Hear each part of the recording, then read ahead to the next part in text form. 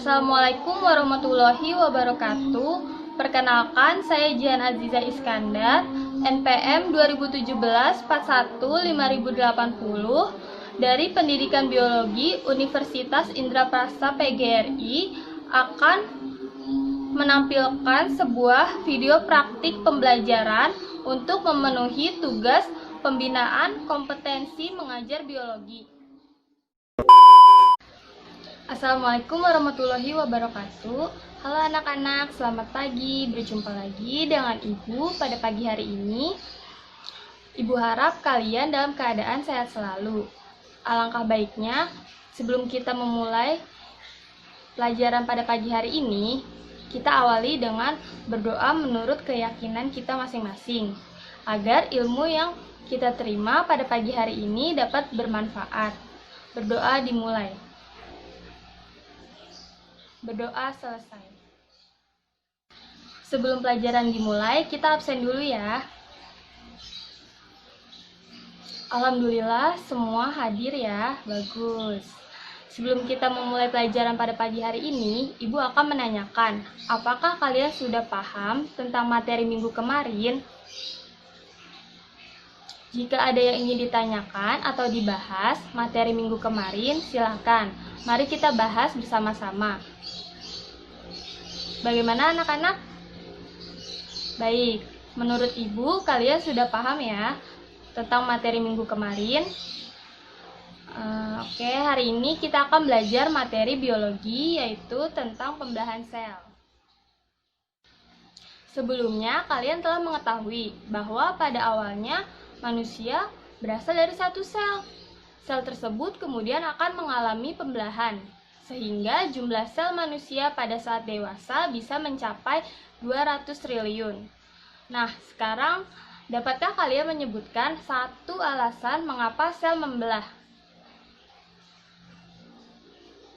Ayo, siapa yang bisa menjawab?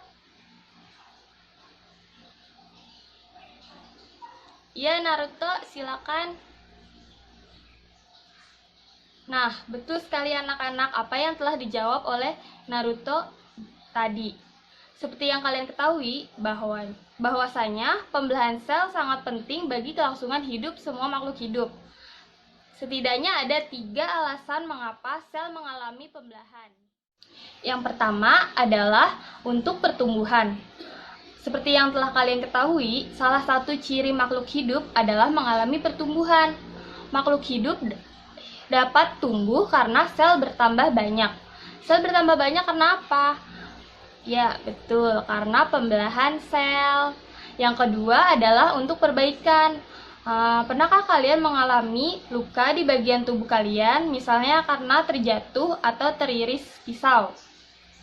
Sebenarnya, pada bagian tubuh kalian yang mengalami luka tersebut mengalami kerusakan jaringan. Perbaikan jaringan yang rusak pada bagian tubuh tersebut adalah bagian dari proses pembelahan sel. Dan yang terakhir adalah untuk reproduksi. Pada proses reproduksi seksual diperlukan sel kelamin untuk pembentukan individu yang baru. Proses pembentukan sel kelamin ini dilakukan dengan cara pembelahan sel. Pembelahan sel dibagi menjadi 2. Ada pembelahan mitosis dan ada pembelahan meiosis. Kita masuk ke pembelahan mitosis. Pembelahan mitosis yaitu proses pembelahan sel menjadi 2 anakan. Pembelahan mitosis ini terjadi di sel tubuh. Ada 4 tahapan dalam pembelahan mitosis. Biasa kita singkat dengan PROMAT. Pro-nya yaitu profase, M-nya yaitu metafase, A-nya yaitu anafase, dan T-nya adalah telofase. Kita masuk ke tahapan profase. Pada tahapan profase, ini merupakan fase paling lama di mitosis. Cirinya yaitu sentriol bergerak ke arah kutub yang berlawanan. Kemudian, membran inti sel menghilang. Selanjutnya, benang-benang spindle mulai terlihat di antara kedua sentriol. Terjadi perubahan kromatin. Kromatin yaitu benang-benang tipis. Benang-benang tipis ini kemudian menebal membentuk kromosom. Kemudian kromosom menduplikasi menjadi kromatid. Selanjutnya kita masuk ke tahap metafase. Pada tahap metafase, pasangan kromatid bergerak dan berjajar di bidang ekuator. Selanjutnya ada tahap anafase. Pada tahap anafase, benang-benang spindle memendek, pasangan kromatid berpisah, kemudian kromosom bergerak ke arah kutub yang berlawanan. Yang terakhir masuk ke tahap telofase. Pada tahap telofase, kromosom berada pada kutub yang berlawanan. Benang spindle mulai menghilang, kemudian mulai terbentuknya membran inti sel. Pada tahap telofase ini terjadinya sitokinesis. Sitokinesis yaitu pembagian sitoplasma. Dari materi yang telah Ibu sampaikan, apakah kalian sudah terbayang bagaimana fase-fase pada proses pembelahan mitosis ini? Atau ada yang masih belum paham tentang pembelahan mitosis? Bagaimana anak-anak? Baik. Ibu anggap kalian semua sudah paham ya. Kalau begitu kita masuk ke pembelahan meiosis. Pada pembelahan meiosis terjadi dua tahapan, yaitu meiosis 1 dan meiosis 2. Masuk ke meiosis 1. Pada tahapan meiosis 1 ini terjadi profase 1, metafase 1, anafase 1, dan telofase 1. Pada tahapan profase 1 merupakan fase paling lama di meiosis, karena terjadi 5 fase di tahapan profase 1 ini, yaitu fase lapoten, zigoten, pakiten, diploten, dan diakinesis. Kita bahas satu persatu. Pada fase lapoten, yaitu terjadi perubahan bentuk yang tadinya kromatin berupa benang-benang tipis, kemudian berubah menjadi menebal membentuk kromosom. Kemudian fase zigoten. Pada fase zigoten ini, kromosom homolog berdekatan dan bergandengan. Setiap pasang kromosom homolog ini disebut bivalen. Pada fase pakiten, kromosom homolog mengganda, tetapi masih satu ikatan sentromer, sehingga terbentuknya tetrat. Kemudian masuk ke fase diploten. Di diploten mulai terbentuknya kiasma dan kromosom homolog saling bersilangan atau crossing over. Dan yang terakhir adalah fase diakinesis. Pada fase diakinesis, membran inti sel mulai menghilang dan terbentuknya benang-benang spindle. Dan berakhirnya fase diakinesis ini, maka tahapan profase 1 telah selesai. Persiapan untuk metafase 1. Pada metafase 1, kromosom homolog bergerak dan berjajar di bidang ekuator. Selanjutnya masuk ke anafase 1. Pada anafase 1, benang-benang spindle memendek, kemudian kromosom homolog berpisah dan bergerak ke arah kutub yang berlawanan. Masuk ke telofase 1.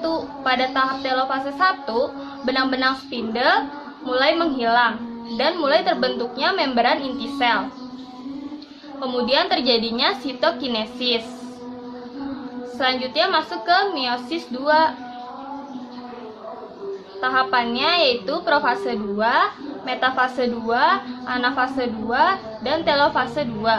Pada proses profase 2, sentriol bergerak ke arah kutub yang berlawanan. Kemudian membran inti sel mulai menghilang.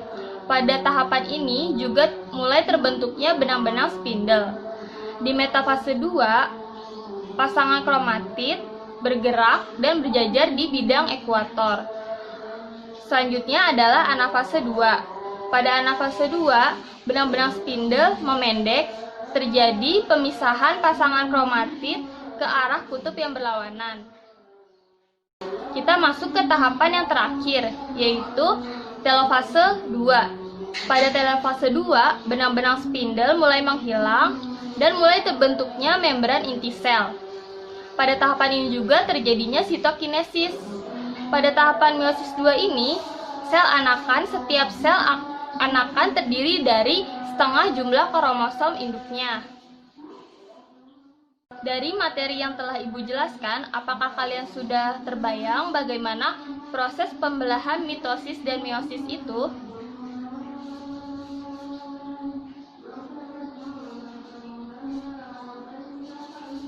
Baik, kalau belum terbayang, Ibu akan menampilkan video tentang proses pembelahan mitosis dan meiosis.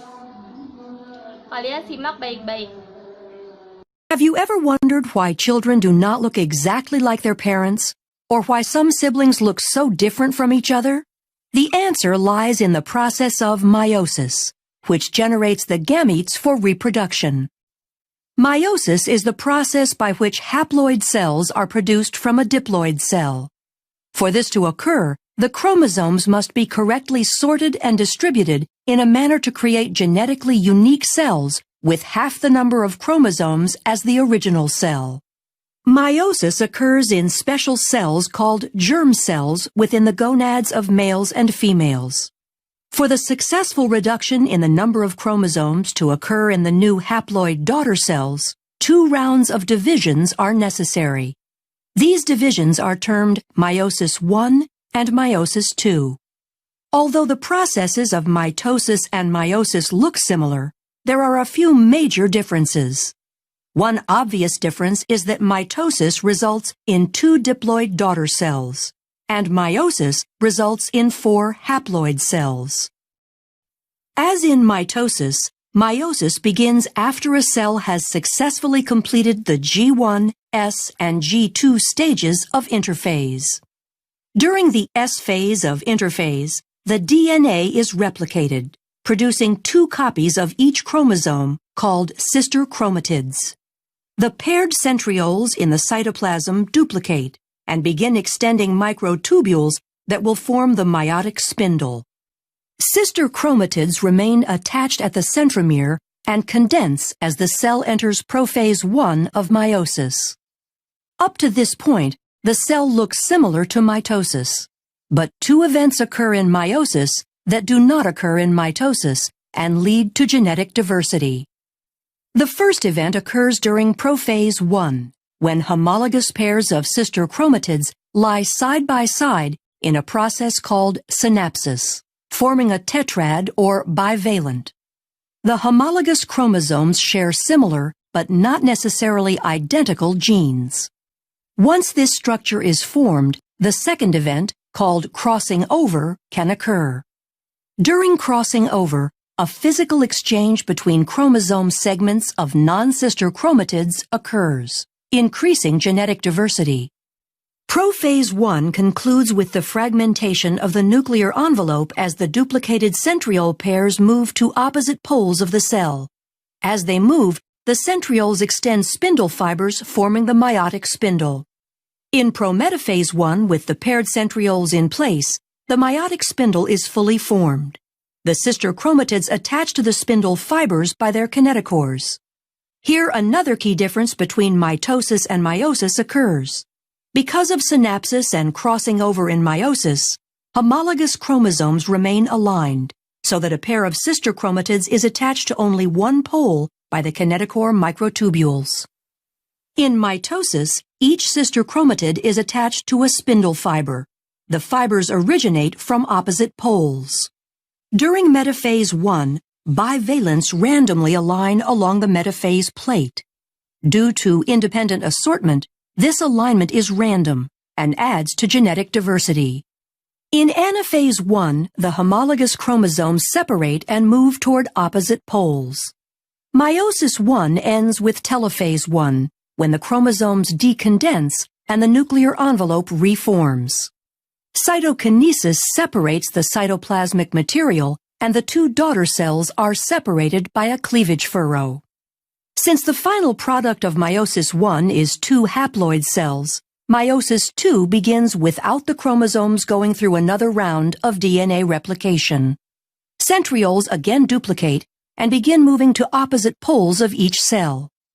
In prophase II, the sister chromatids condense while the spindle starts to form as the nuclear envelope disappears. In prometaphase II, the sister chromatids attach to the spindle by kinetochore microtubules, with sister chromatids attached to opposite poles. The spindle aligns the sister chromatids along the metaphase plate during metaphase II. During anaphase II, sister chromatids separate and individual chromosomes move toward the poles. The entire process ends with telophase II, as the chromosomes decondense and the nuclear envelope reforms. cytokinesis occurs and cleavage furrows separate the two daughter cells into 4 haploid daughter cells. The haploid daughter cells will specialize into gametes, either sperm or egg. These fuse in fertilization to form a zygote, which will grow into a child. The child receives half its chromosomes from its mother and half from its father. Because men and women produce millions of gametes, and the selection of gametes in fertilization is random, this contributes to genetic diversity. This explains why a child isn't identical to either parent. But why aren't siblings identical? The diversity comes from several sources. In prophase 1, non-sister chromatids can exchange DNA through crossing over, increasing the genetic diversity of individual chromatids. In addition to crossing over, in metaphase 1, the pairs of homologous chromosomes align independently along the metaphase plate and sort independently into the daughter cells. This process, called independent assortment, produces 4 genetically distinct haploid gametes. As the total number of chromosomes increases in an organism, the number of genetically distinct gametes increases by 2 to the nth power. This means an organism with n equals 3 can produce 8 unique gametes. For humans where n equals 23, there are 2 to the 23rd power unique gametes formed, or over 1 million different possible combinations. The combination of independent assortment, crossing over, and the random pairing of gametes during sexual reproduction increases genetic diversity and explains why a child will not look exactly like his or her parents or siblings. Nah, kalian kan sudah mendengarkan penjelasan dari Ibu dan menonton video proses pembelahan mitosis dan meiosis. Ibu ingin tahu, apa sih perbedaan dari pembelahan mitosis dan meiosis ini? Ayo, siapa yang ingin menjawab?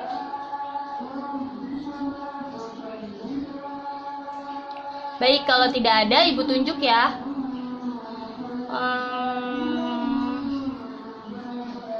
Boruto, coba tolong kamu jawab pertanyaan dari Ibu tadi.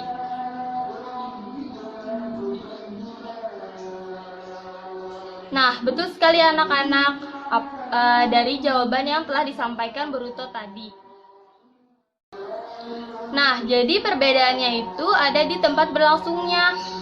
Kalau pada pembelahan mitosis, tempat berlangsungnya itu terjadi di sel tubuh. Sedangkan pada pembelahan meiosis, tempat berlangsungnya terjadi di sel kelamin. Tujuannya juga berbeda. Pembelahan mitosis tujuannya untuk pertumbuhan serta perbaikan sel yang rusak atau mati. Sedangkan pada pembelahan meiosis tujuannya untuk pembentukan gamet. Pada mitosis jumlah sel anakannya 2, sedangkan pada meiosis jumlah anakannya 4. Dan setiap sel anakan pada mitosis jumlah kromosomnya sama dengan sel induknya atau diploid. Sedangkan pada meiosis setiap sel anakan terdiri dari setengah sel induknya atau haploid. Di mitosis ini hanya terjadi 1 kali pembelahan, sedangkan pada meiosis terjadi 2 kali pembelahan. Pada mitosis tidak terjadinya pindah silang, sedangkan pada meiosis terjadi pindah silang, yaitu pada tahapan profase 1. Sekarang Ibu coba untuk mengadakan kuis pada pertemuan hari ini, untuk mengetahui apakah kalian sudah paham tentang materi hari ini atau belum. Berikut adalah soal kuisnya. Tolong dikerjakan dan yang sudah selesai harap dikumpulkan ke Ibu. Untuk 10 orang pertama akan mendapatkan nilai plus.